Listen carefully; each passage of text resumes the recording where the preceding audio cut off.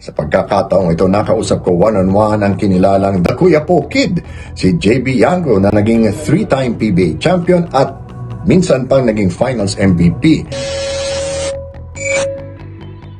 At kinwento niya sa akin ang kanyang pananaw sa lahat ng mga hindi niya inabutan tulad ng mga PhilAms at Open Basketball. Hindi mo na inabot yung pagpasok ng mga PhilAm sa PBA, no? Sa tingin mo ba, nakabuti ba yun o nakasama? Tingin ko, nakasama eh. Kasi unang-una, nawawalan ng lugar yung mga Pilipino na naglalaro eh, mga nasa school. Okay. Buti na lang, nagkaroon na maraming liga. Nagkaroon sila ng pagkakataon makapaglaro. Pero hindi na sila magkaroon ng chance na makapaglaro sa PBA. Maraming mga bata na galing ng school, sandali lang naglaro sa PBA. Isang season lang ata, dalawang season lang.